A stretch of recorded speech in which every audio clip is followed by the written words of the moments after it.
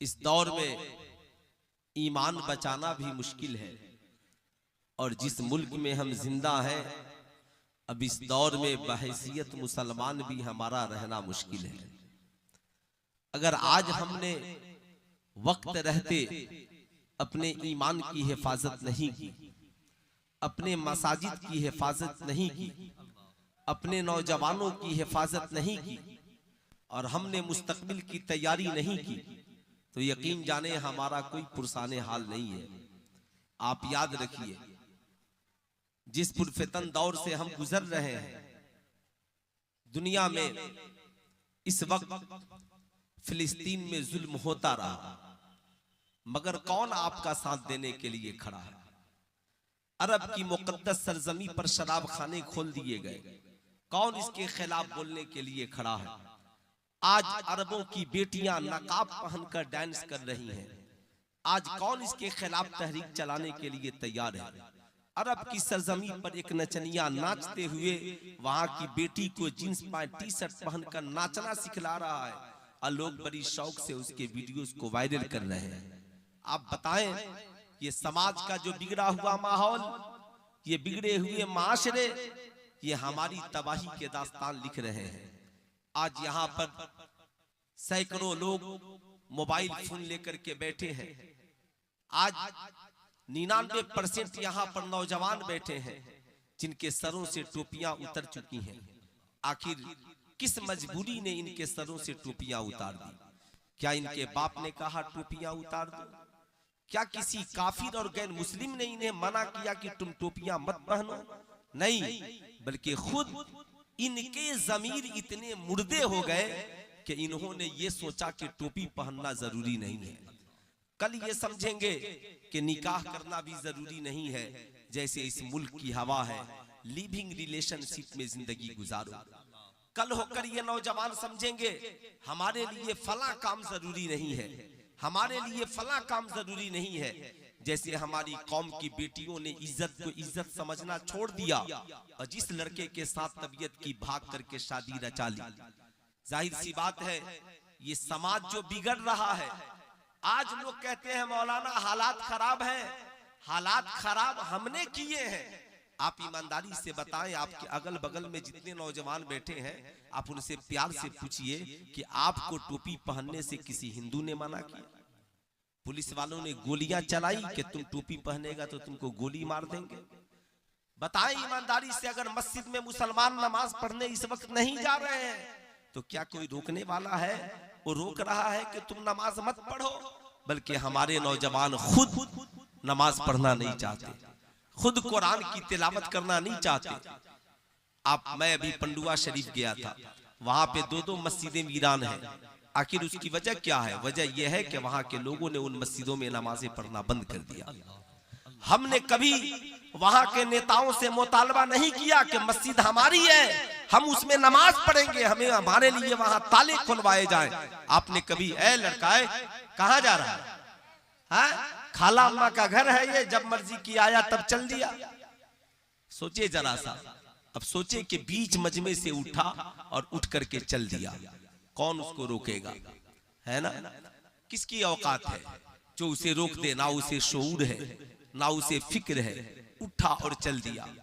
वजह सिर्फ ये है कि हम सिर्फ इलेक्शन में 500 टका, 200 टका, 1000 टका लिए वोट दिए।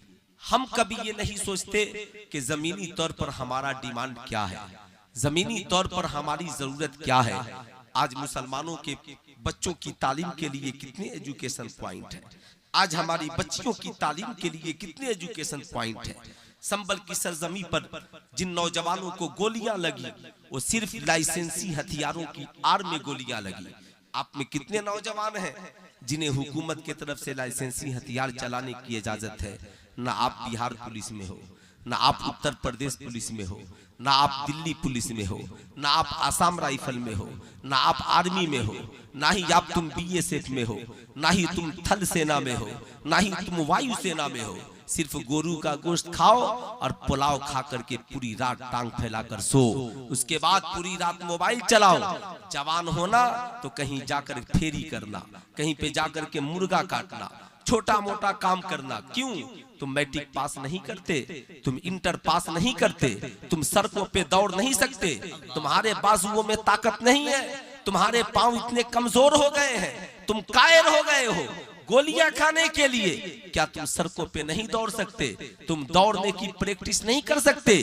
आज कुफारो मुशरिकीन की बस्ती में सुबह को जाओगे, पूरा खानदान उनका सड़क पे दौड़ रहा है, सिर्फ इसलिए कि कहीं बिहार पुलिस की भर्ती होगी तो हम दौड़कर उसमें भर्ती होंगे, सिर्फ इसलिए कि उत्तर प्रदेश की पुलिस में भर्ती होगी तो हम दौड़कर भर्ती होंगे। हमारा नौजवान गोरू का गोश्त खाएगा, उसके बाद पूरी रात मुर्ग मुसल्लम बिरयानी खाएगा, मोबाइल चलाएगा, टांग फैलाकर सोएगा, तो तुम गोलियों से मारे ही जाओगे जब तक कि तुम वहां पे नहीं पहुंचोगे।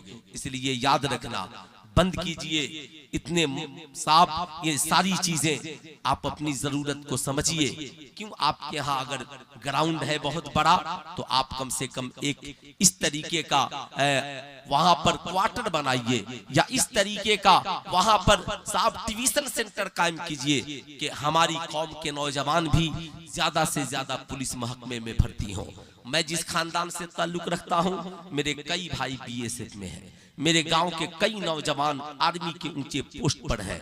आपकी क्या औकात?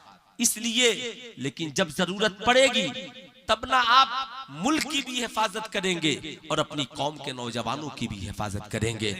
आज लोगों के जहन में सिर्फ ये मुकाबला है, मौलवी ने क्या किया है, मौलाना ने क्या किया है, मुल्ला ने क्या किया है। अरे अब तक तो जो करना था वो मौलाना ने ही किया है, आपको जगाने का काम मौलाना करते हैं। मैं पूछना चाह रहा हूं, अब आप ईमानदारी से बताओ हम क्या करें? हमने जहां पे तालीम पाई तो हम स्कूल में हम पढ़ा रहे हैं, कॉलेज में हम पढ़ा रहे हैं, बड़े बड़े ऊंचे ओहदों पर अल्हम्दुलिल्लाह मदरसे के फारिगीन आईपीएस अफसर ही नहीं, बिहार में कलेक्टर की कुर्सी तक मदरसे के फारिगीन बच्चे पहुंच चुके हैं। लेकिन आपसे मैं पूछना चाहता हूं, आपका वजूद कहां है? आप कहां पर हो? मदरसे से फारिग होने वाला एक बच्चा पूरे माशरे को, निजाम को बदलने की हमेशा कोशिश करता है, मगर सैकड़ों बच्चे मैट्रिक पास करते हैं, क्यों गांव में इनकलाब नहीं आता?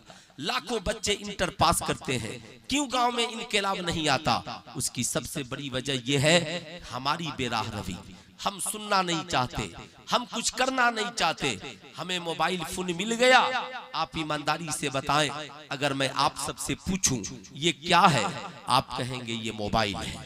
मैंने कहा बताओ ये कैसा मोबाइल रखना कैसा है?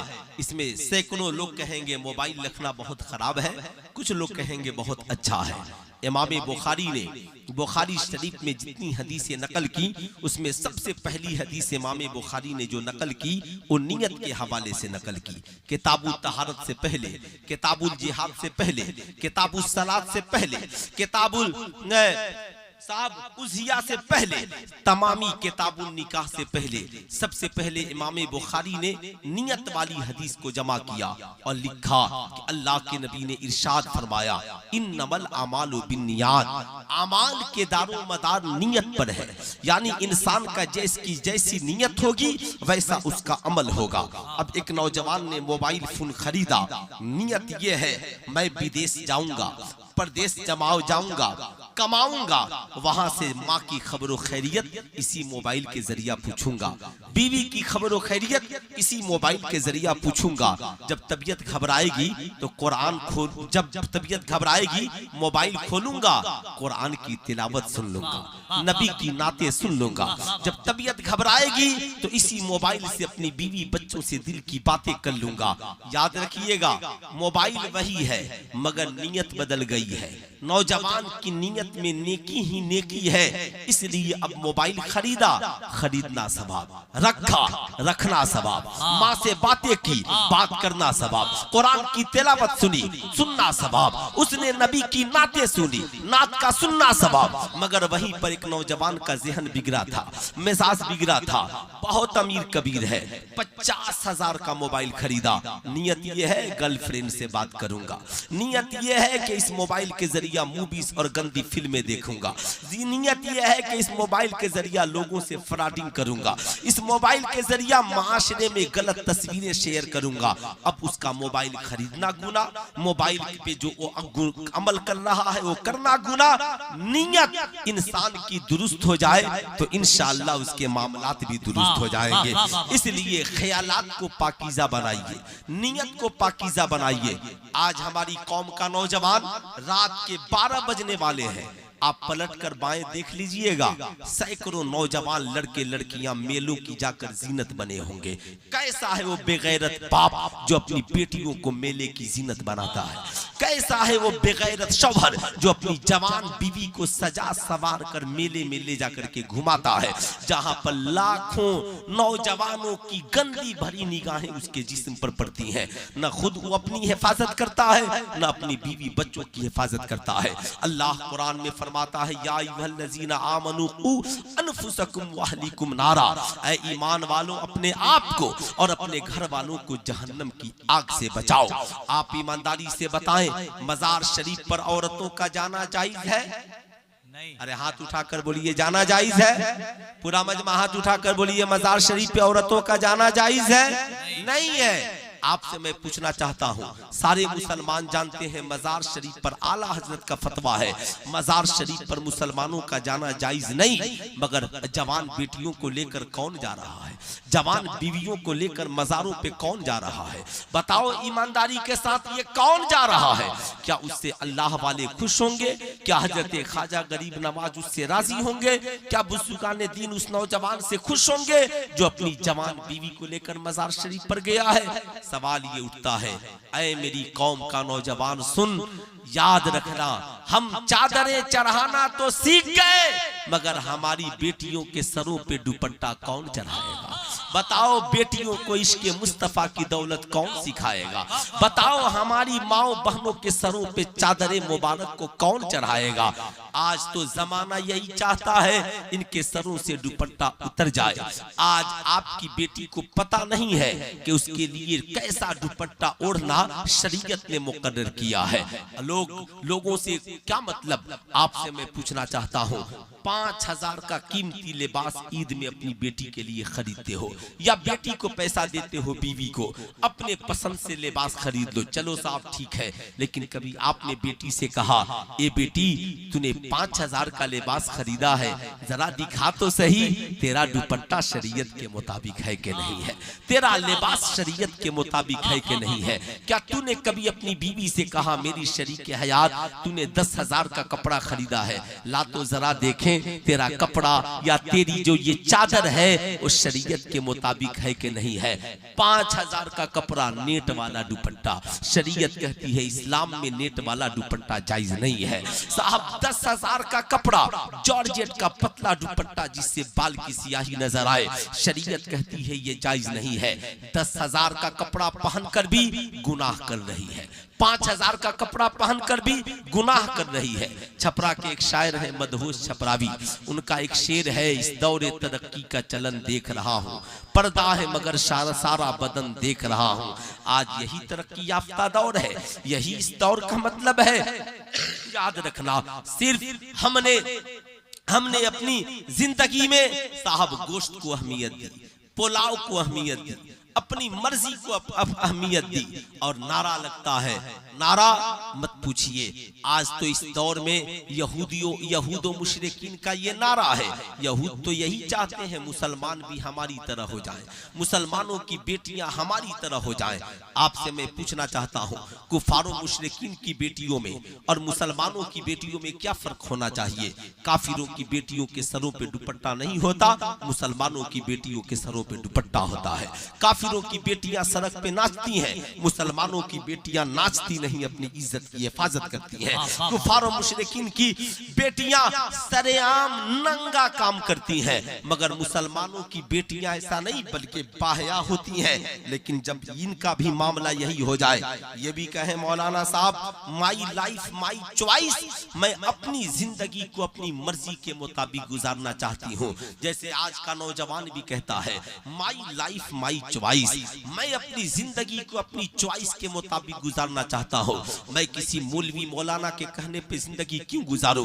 खड़े खड़े चाय पीऊं, खड़े खड़े खाना खाऊं, कान में बाली पहनूं, हाथ में कड़ा और ब्रासलेट पहनूं, बुलेट पे घूमूं, शराब पीऊं, लॉटरी का टिकट खरीदूं, जो मर्जी आए वो करूं। मौलवी साहब आपका क्या जाता?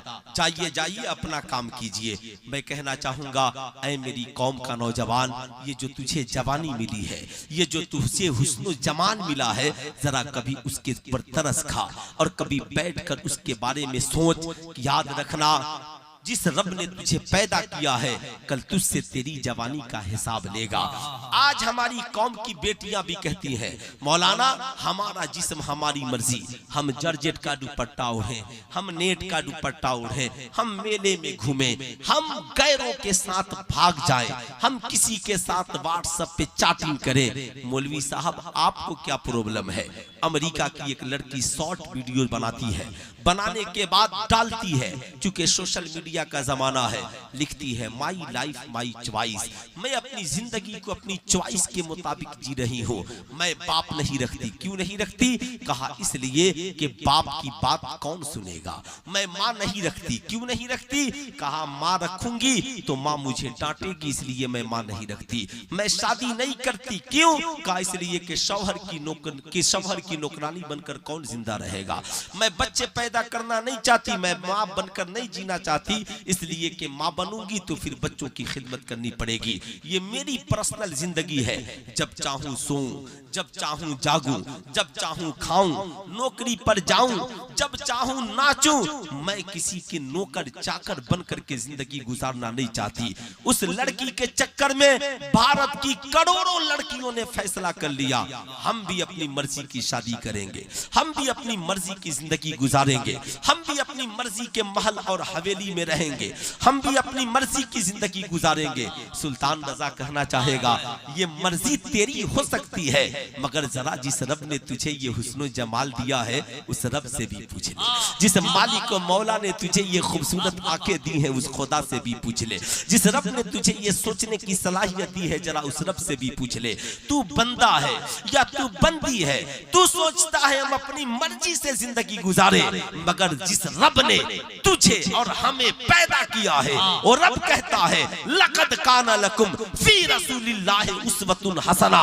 जिंदगी तेरी हो, सीरत आमिना के लाल की हो, आंखें तेरी हो, हया रसूलुल्लाह की हो, बाजू तेरे हो मगर ताकत मुहम्मदुर रसूलुल्लाह की हो, पाँव तेरे हो चलने का तरीका आमिना का लाल का हो, बेटी तेरी हो सीरत रसूलुल्लाह की बेटी की हो, बीवी तेरी हो सीरत सैयदा खदीजतुल कुबरा की हो, बेटी तेरी हो मगर सीरत इमाम हुसैन की बेटी की हो, ताकि उसकी दुनिया भी हसीन हो जाए और आखिरत भी हसीन। नारे तकबीर, नारे रिसालत, मज़हबे इस्लाम, तालीमाते आला हजरत अल्लामा मुफ्ती सुल्तान रज़ा साहिब क़िबला। नारे तकबीर, नारे रिसालत। बहुत उम्दा। अब इसके लिए हमने तरक्की के लिए सिर्फ मैट्रिक की डिग्री को ही सब कुछ समझ लिया, इंटर की डिग्री को ही सब कुछ समझ लिया। याद रखिएगा, मैं मौलवी हूं मगर स्कूल में टीचर हूं, इसलिए आप याद रखिएगा। आप ये मत सोचिए, मैं कौम की बेटियों से भी कहूंगा, आप ईमानदारी से बताओ, मैं भी पढ़ाता हूं, तुम भी पढ़ती हो या पढ़ते हो। नर्सरी से लेकर PhD तक पूरे भारत में जितने स्कूल में सिलेबस चलते हैं, कोई ऐसा सिलेबस मुझे लाकर दिखाओ जिसमें बताया जाता हो हलाल क्या है, हराम क्या है, अच्छा क्या है, बुरा क्या है, माँ का तेरे ऊपर क्या हक है, भाई का तेरे ऊपर क्या हक है, शौहर का तेरे ऊपर क्या हक है, बीवी का तेरे ऊपर क्या हक है, क्या तेरे लिए खाना हलाल है और क्या तेरे लिए पीना हलाल है। ईमानदारी से बताएं, कोई ऐसी किताब चलाई जाती है? अरे हाथ उठा के बोलो ना, इसमें झूठ क्या है? ऐसी कोई किताब चलती है? पूरा मजमात उठाकर बताइए, ऐसी कोई किताब चलती है? नहीं चलती। पता क्या चला? गौर से मेरी बात सुनिएगा, मैं तालीमात का मुखालिफ नहीं हूँ, याद रखिएगा। वो तालीम मुबाह है।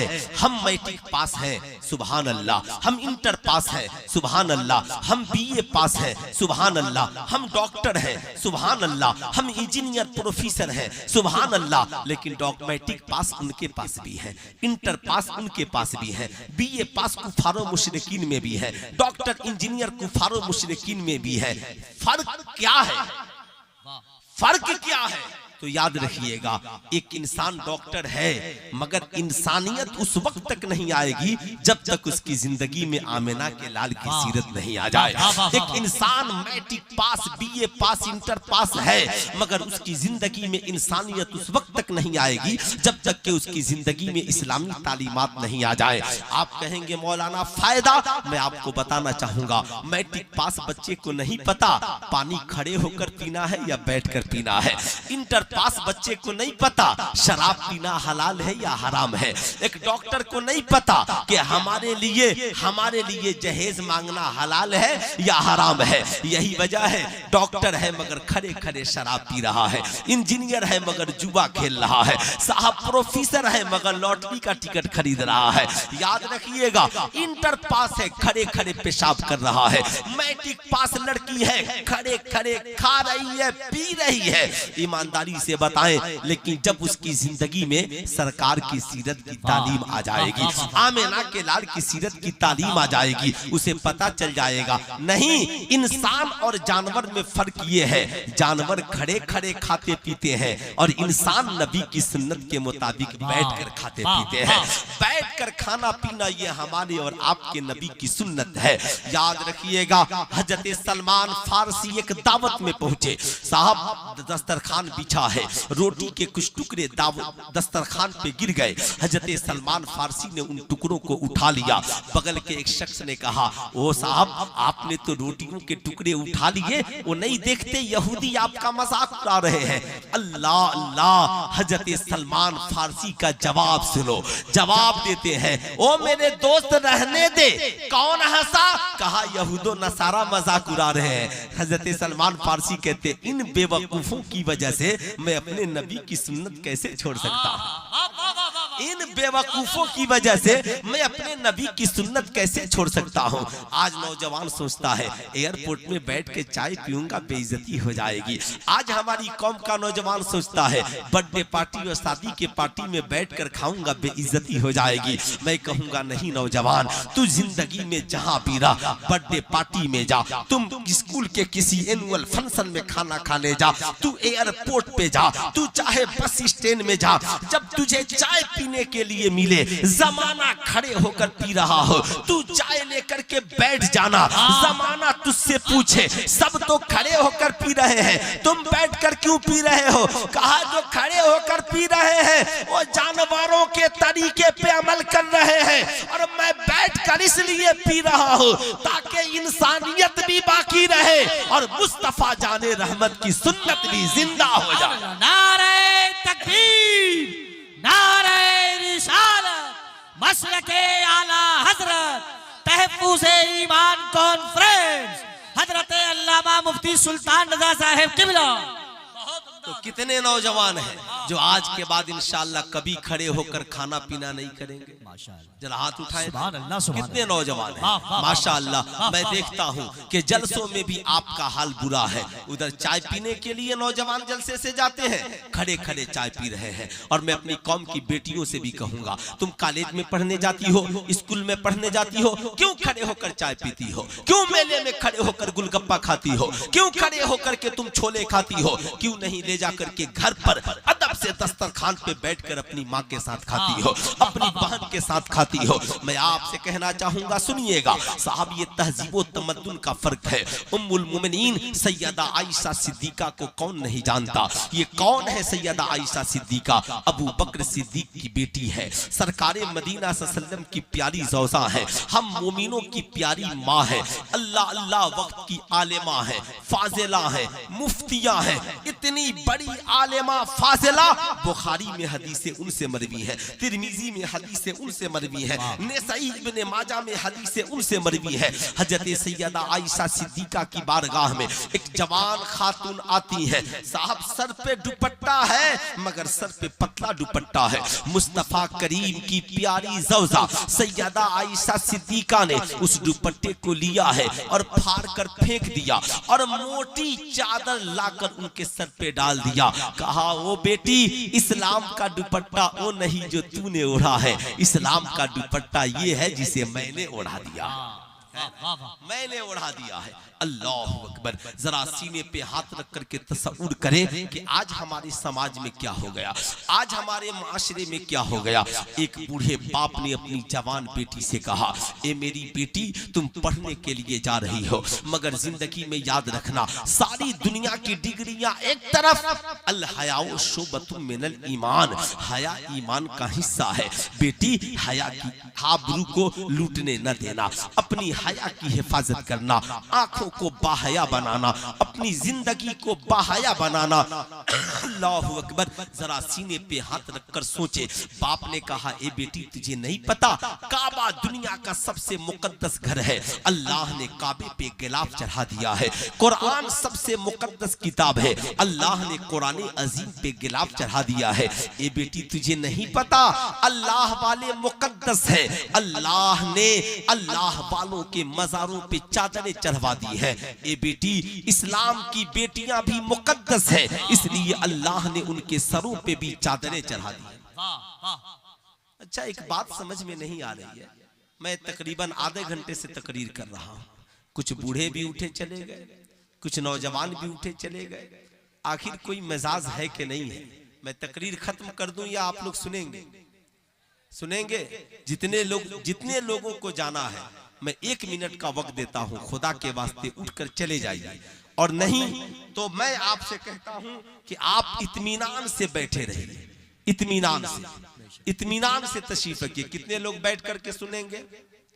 वादा करें इंशाअल्लाह जब तक जलसा चलेगा सुनेंगे। जरा हाथ उठाकर बोले या रसूल अल्लाह, और जरा प्यार से बोले या हबीब अल्लाह। अफसोस ये नहीं होता कि बच्चे चले गए, अफसोस ये होता है जवान भी चले जा रहे हैं। अफसोस ये होता है कि 50-60 साल के बूढ़े भी आहिस्ता से चप्पल उठा के ऐसे जा रहे हैं जैसे कोई देख नहीं ले उन्हें। अल्लाह अल्लाह रे, हम देखे न देखे, फरिश्ते तो देख रहे हैं। कोई देखे आपके कांधे पे 2 फरिश्ते हैं कि नहीं है? अरे बोले, हर मोमिन के कांधे पर, हर शख्स के कांधे पे 2 फरिश्ते हैं कि नहीं है? वो देख रहे हैं, खुदा देख रहा है। यही तस्वूर इंसान के ज़हन में आ जाए ना, फिर जिंदगी में कोई गुनाह नहीं करेगा, कोई गुनाह। आज लोग बूढ़े हो गए, वजू करने का तरीका नहीं मालूम, ईमान किसे कहते हैं नहीं मालूम। हम अपनी औलादों को नहीं बता पाते कि सरकार से हमें कितनी मोहब्बत करनी चाहिए। तुम्हारा दादा कितनी मोहब्बत करता था, तुम्हारा बाप कितनी मोहब्बत करता है, तुम्हारी माँ नबी से कितनी मोहब्बत करती है, बता तू नबी से कितनी मोहब्बत करता है। साहब, ये सारी बातें तभी वजूद में आएंगी जब हमारी जिंदगी में इनकलाब हो। सुने उस बूढ़े बाप ने बेटी से क्या कहा, ए बेटी करीब बैठो, आका की हदीस है, अल हयाउ शुबतुम मिनल ईमान। बूढ़ा बाप अपनी जवान बेटी को बैठाकर आका की हदीस सुना रहा है। आपसे मैं पूछना चाहता हूं, आप में कितने बूढ़े लोग होंगे जिन्होंने अपनी बेटी को कभी कलमा भी पढ़ना सिखाया, अपनी बेटियों से कभी बैठकर गुफ्तगू की हो, दीन के हवाले से, इज्जत के हवाले से, आबरू के हवाले से? नहीं करते। आपके लिए पुलिस स्टेशन में रिपोर्ट लिखवाना आसान है, मौलवी साहब से जाकर तावीजें लिखवाना आसान है, मगर बेटियों को दीन सिखाना आपके लिए मुश्किल काम है। यही वजह है आज बेटियां आवारा हो रही हैं। मैं आपसे कहूंगा, बूढ़ा बाप है, कहा बेटी अल हयाउ शुबतुम मिनल ईमान। आका फरमाते हैं हया ईमान का हिस्सा है। ए बेटी, मैट्रिक, इंटर, बीए, सारी डिग्रियां एक तरफ, और आका ने जो इज्जत तो आबरू की जिंदगी जीने का तरीका दिया, बेटी ये एक तरफ। ए बेटी, कभी जिंदगी में बेपर्दा नहीं रहना। बाप की नसीहत थी, बेटी ने अमल किया। बाप पर्दा होकर पढ़ने के लिए गई, जो ही सहेलियों की नजर पड़ी, सहेलियों ने कहा, ए मेरी सहेली, तुम तो ओल्ड मॉडल हो, पुराने ख्याल की लड़की हो। ये तुमने क्या किया? 5000 के कपड़े पर तुमने ये 500 का निकाब डाल लिया। तुम तो बड़े पुराने ख्याल की लड़की हो। इतना सुनना था, उसके आंखों में आंसू आ गए। बाप की नसीहत पे अमल करके गई थी ना, रो पड़ी। घर वापिस आई, आकर बाप से कहा, अब्बा हुजूर या तो नकाब उतार दीजिए या तालीम छुड़वा दीजिए। बाप ने कहा, ए बेटी बैठो, परेशान न हो। बाप ने पेशानी को बोसा दिया। देने के बाद अपनी लाडली लखते जिगर को पानी पिलाया। कहा, शहजादी घबराया नहीं जाता, बैठो। बाप ने करीब बैठाया, कहा, बेटी वक्त से घबरा गई हो, दुनिया के ताने से घबरा गई हो। तुम कहती हो हालात मुश्किल है, बताओ उस वक्त कितने मुश्किल हालात थे जब मुसलमानों को इसलिए बाईकाट कर दिया जाता था कि तूने कलमा पढ़ लिया है, तुमने नमाजें पढ़ ली है, तुमने आमिना के लाल की बातों को मान लिया है। कुफार और मुशरिकीन इसलिए ताने देते थे कि तूने नबी की बात को मान लिया है। ए बेटी, जिनका ज़हन गंदा है, जो गंदे लोग हैं, आज उन्होंने तेरे निकाब पर, तेरे हिजाब पे कमेंट करके अपनी गंदगी का पता बता दिया है। ए बेटी, इसे कबीला खातिर न हो, अपने आप को मजबूत कर और उनसे लड़ने का हौसला सीख। बाप ने करीब बैठाया, बेटी की पेशानी को बोसा दिया और नबी की सुन्नत को जिंदा किया। याद रखिएगा, आप भी बेटियों से प्यार करना सीखे। आमना के लाल मुस्तफा जाने रहमत सल्लल्लाहु अलैहि वसल्लम जब सैयदा खातून जन्नत आती ना, तो आका सैयदा खातून जन्नत की पेशानी को बोसा भी देते और आका इस्तकबाल भी करते। जब आका तशरीफ ले जाते ना, तो सैयदा आका की ताजीम के लिए खड़ी हो जाती। मैं आपसे कहना चाहूंगा, बेटी आपकी है ना, कहीं पढ़ने के लिए गई है, कॉलेज, ट्यूशन सेंटर, आप पूछ तो सकते हो ना, बेटी मैं तेरा बाप हूँ, बचपन से जवानी तक मैंने तेरी हिफाजत की है। ए बेटी, अपने बाप की इज्जत का ख्याल रखना। जरा अपनी बूढ़ी माँ की तरफ देख ले। ए बेटी, अब इस बुढ़ापे में हम इस लायक नहीं रहे कि जमाना हमें बेइज्जत करे। ए बेटी, बस इतना ख्याल रखना। पढ़ो, बड़ी अच्छी बात है। बताओ तेरी सहेलियां कौन है, तेरे दोस्त कौन है। बेटी, तू मोबाइल रखती है, किसी गैर से बात न करना। आप बोलिए, बोलने में कोई प्रॉब्लम नहीं है, क्या जाता है। चाय की होटल में बैठकर जमाने से लड़ रहे हो, चाय की होटल में बैठकर पूरी बस्ती की शिकायत कर रहे हो और उसी जबान से अपनी बेटियों को दो चार जुमले नहीं कह सकते। बूढ़ा बाप बेटी को बगल में बैठाया है, मोहब्बत से गुफ्तगू कर रहा है। कहता है, बेटी मैं तो बहुत बड़ा आलिम फाजिल नहीं हूँ कि बहुत कुरान की आयतें पढ़कर दलीलें दूंगा, मगर तेरा बूढ़ा बाप एक तजर्बे की बात जानता है। बेटी ने कहा, अब्बा हुजूर आपका हुक्म सर आंखों पर। बाप ने जेब से एक टॉफी निकाली, मिठाई, और मिठाई निकालने के बाद मिठाई के ऊपर का प्लास्टिक का जो कवर था ना, बाप ने आहिस्ता से उसे उतार दिया और उतारने के बाद मिठाई को मेज पर रख दिया और थोड़ी देर बाप बेटी गुफ्तगू करते रहे, खबरों खैरियत होती रही। इतने में मक्खियां आकर मिठाई पर बैठ गई, चींटियां आकर मिठाई पर बैठ गई, साहब कीड़े मकोड़े आकर के मिठाई पर बैठ गए। बाप ने कहा, बेटी तूने देखा? कहा, अब्बा हुजूर जब तक ये मिठाई प्लास्टिक के कवर में लिपटी हुई थी, मक्खियां इसके जिस्म पर नहीं थी, कीड़े मकोड़े इसके जिस्म पर नहीं थे, चींटियां इसके जिस्म पर नहीं थी, मगर जो ही ये कवर से निकली है ना मिठाई, चींटियां भी आ गई है, कीड़े मकोड़े भी आ गए हैं। बाप ने कहा, ए बेटी ठीक यही हाल हमारी कौम की बेटियों का है। ऐ भारत की बेटियों सुनो, तुम चाहे हिंदू की बेटी हो या मुसलमान की, पर्दे में रहोगी, कोई आवारा कुत्ता तुझे नहीं देखेगा, आवारा भेड़िए तेरी तरफ नजर नहीं डालेंगे। लेकिन जब तू नकाब से बाहर निकल जाएगी या ऐसा निकाब चुस्त पहनकर बेनकाब हो जाएगी या अपने जिस्म का मुजाहरा करेगी, जब तू बेहयाई का मुजाहरा करेगी, अपने हुस्न का मुजाहरा करेगी, सज समर कर मेलों में इसलिए आएगी कि जमाना तुझे देखे, तो भेड़िए तेरी तरफ भागेंगे, आवारा कुत्ते तेरी तरफ भागेंगे, ये नोचने वाले नाचने वाले तेरी तरफ भागेंगे। याद रखना, क्या अभी 4-5 दिन पहले का हादसा नहीं है कि इसी हिंदुस्तान की सरजमी पर एक लड़की अपने बॉयफ्रेंड के साथ घूमने के लिए निकल गई। याद रखना, घूमने के लिए निकल गई। ए इस्लाम तुझे सलाम हो, तू नहीं होता तो आज हम कहां होते, किस बेराह रवि के शिकार होते। इस्लाम ने कहा हमारी बेटी जाएगी, सबके साथ नहीं जाएगी, बल्कि उसके साथ जाएगी जिससे उसका निकाह हराम है। बेटी बाप के साथ जाएगी, बहन भाई के साथ जाएगी, बीवी शौहर के साथ जाएगी। इस्लाम ने दायरा खींच दिया। याद रखना, अखबार में छपा कि जब वो लड़की गई ना तो उस आवारा उसके बॉयफ्रेंड के 4 साथी पहले से बैठे थे, ताक लगाए बैठे थे, बारी बारी सबने उसकी इज्जतें लूटी, मगर न उसका आवारा साथी बचाया, न कोई उसकी मदद के लिए आया।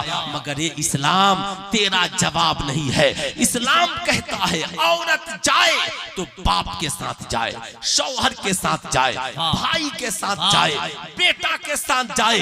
काश भारत की वो बेटी अगर अपने बाप के साथ गई होती ना तो बाप जान दे देता, मगर किसी आवारा भेड़ियों को बेटी पर लपकने नहीं देता। भाई के साथ गई होती ना, भाई जान दे देता, मगर आवारा भेड़िए को उसके जिस्म पे लपकने नहीं देता। इसलिए मैं आपसे भी कहूंगा, जिसके साथ तबीयत करती है बेटी को कॉलेज भेज देते हो, जिसके साथ तबीयत करती है मैट्रिक का इम्तिहान दिलाने भेज देते हो, जिसके साथ तबीयत करती है इंटर का इम्तिहान देने भेज देते हो। चचेरा भाई, ममेरा भाई, फुफेरा भाई, खलेरा भाई, खानदान का भाई, भाभी का भाई, कौन भाई? लाहौल वाला कुवत, जिसके साथ शरीयत ने जाने की इजाजत नहीं दी, तू क्यों जाने की इजाजत देता है? बेटी तेरी है, तू बूढ़ा है तो क्या, तू लेकर के जा। बूढ़ बेटी तेरी है, तू बूढ़ी है तो क्या, अपने बाप बेटे को भी ले ले, तू लेकर जा। बहन तेरी है, तू लेकर के जा। याद रखना, करोड़ों तालीम बेकार है जब हमारी बेटी की इज्जत आबरू सलामत नहीं हो।